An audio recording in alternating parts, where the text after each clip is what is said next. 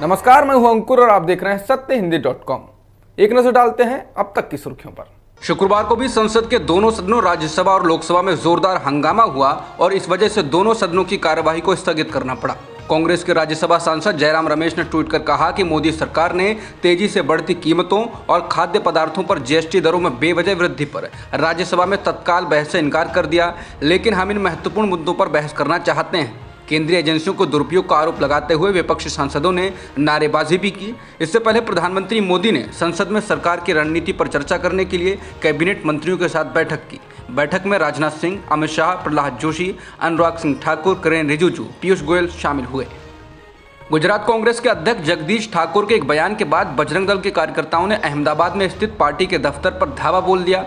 बजरंग दल के कार्यकर्ताओं ने गुजरात कांग्रेस के दफ्तर के बाहर लगे होर्डिंग पर कालिख पोत दी और वहां हज हाउस लिख दिया।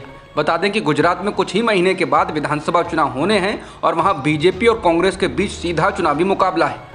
जगदीश ठाकुर ने कांग्रेस के अल्पसंख्यक विभाग की ओर से आयोजित एक कार्यक्रम में कहा था, कांग्रेस के प्रधानमंत्री विश्वास के साथ कहते थे कि देश के खजाने पर पहला हक अल्पसंख्यकों का है। उन्होंने कहा कि कांग्रेस जानती है कि ऐसा कहने से पार्टी को कितना नुकसान हुआ है, लेकिन अभी भी वो अपनी विचारधारा से समझौता नहीं करेगी। ठाकुर ने मुस्लिम समुदाय के लोगों से वोट ना बंटने देने की अपील की और आम आदमी पार्टी और एआईएमआईएम को बीजेपी की बी और सी टीम बताया। दिल्ली में उपराज्यपाल विनय कुमार सक्सेना ने दिल्ली की नई एक्साइज पॉलिसी को लेकर सीबीआई जांच के आदेश दे दिए हैं। एलजी ने नई पॉलिसी शराब की दुकानों के टेंडर में गड़बड़ी का आरोप लगाया। समाचार एजेंसी पीटीआई के मुताबिक अधिकारियों का कहना है कि इस महीने की शुरुआत में दिल्ली के मुख्य सचिव ने अपनी रिपोर्ट दायर की थी। इस रिपोर्ट पर ही जांच की सिफारिश की गई है। इसके अलावा अधिकारियों का कहना है कि टेंडर के बाद शराब लाइसेंसधारियों को अनुचित लाभ देने के लिए जानबूझकर नियमों के साथ छेड़छाड़ की गई। दिल्ली की नई एक्साइज पॉलिसी को लेकर सीबीआई जांच के आदेश देने के बाद आम आदमी पार्टी के नेता सौरभ भारद्वाज ने बीजेपी पर केंद्रीय एजेंसियों के दुरुपयोग का आरोप लगाया। सौरभ भारद्वाज ने कहा कि सीएम केजरीवाल की देश भर में बढ़ती प्रतिष्ठा, यहां तक कि पंचायत चुनाव में भी केंद्र के लिए खतरा बना हुआ है। खासकर पंजाब की जीत के बाद बीजेपी की केंद्र सरकार हमसे डरी हुई है। उन्होंने कहा कि आने वाले दिनों में हमसे कई पूछताछ शुरू की जाएंगी। दिल्ली की नई शराब नीति के मामले में सीबीआई जांच के आदेश के बाद बीजेपी सांसद गौतम गंभीर ने आम आदमी पार्टी पर निशाना साधा। गंभीर ने ट्वीट कर कहा कि दिल्ली में शराब का कारोबार करने वाले मंत्री पर भी कार्यवाही होने वाली है। एक मंत्री पहले से जेल में है, दूसरा भी तैयार है। क्या दिल्ली के मुख्यमंत्री अरविंद केजरीवाल सिंगापुर दौरे पर नहीं जा पाएंगे? उपराज्यपाल वीके सक्सेना के द्वारा उनके सिंगापुर दौरे को अनुमति देने के प्रस्ताव को खारिज करने के बाद इस मामले ने तूल पकड़ लिया है। उपराज्यपाल की सलाह यह है कि मुख्यमंत्री होने की वजह से अरविंद केजरीवाल को मेयर्स की कॉन्फ्रेंस में नहीं जाना चाहिए, लेकिन केजरीवाल ने इस मामले में पलटवार करते हुए कहा कि अगर किसी शख्स का देश से बाहर जाना किसी विषय पर निर्भर करेगा तो प्रधानमंत्री तो कहीं भी नहीं जा सकेंगे। केजरीवाल के द्वारा लिखे गए पत्र में तंज कसते हुए उपराज्यपाल को सलाह दी गई है कि वो इस मामले में केंद्र सरकार से राजनीतिक स्वीकृति हासिल करने।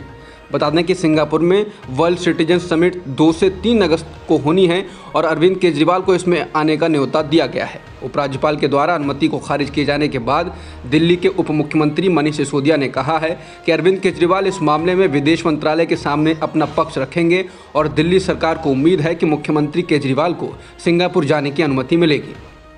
समाजवादी पार्टी के साथ चुनाव में उतरने वाले सोहेल देव भारतीय समाज पार्टी के अध्यक्ष ओम प्रकाश राजभर को उत्तर प्रदेश सरकार ने वाई श्रेणी की सुरक्षा दी है।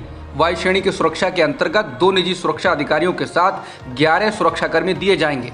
बता दें, ओम प्रकाश राजभर चुनाव के बाद से ही अखिलेश यादव पर हमलावर हैं और राष्ट्रपति चुनाव में एनडीए की उम्मीदवार द्रौपदी मुर्मू को समर्थन उन्होंने दिया था, जबकि अखिलेश यादव ने विपक्षी उम्मीदवार यशवंत सिन्हा को समर्थन दिया था।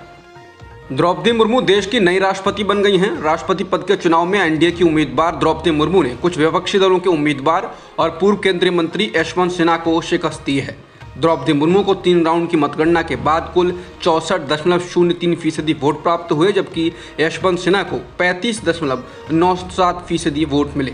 मुर्मू को 2,824 वोट मिले, जिनकी वोट वैल्यू 4,83,299 थी, जबकि सिन्हा को 1,877 वोट मिले, जिनकी वोट वैल्यू 1,89,876 रही।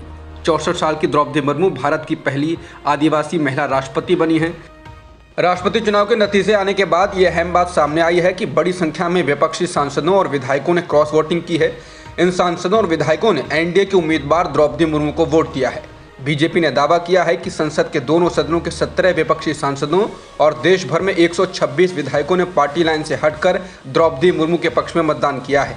जैसे बीजेपी शासित मध्य प्रदेश के मुख्यमंत्री शिवराज सिंह चौहान ने नतीजे आने के बाद कहा कि वो अन्य दलों के उन विधायकों को भी जो बीजेपी के नहीं हैं लेकिन उन्होंने द्रौपदी मुर्मू को वोट दिया है उनका आभार व्यक्त करते हैं।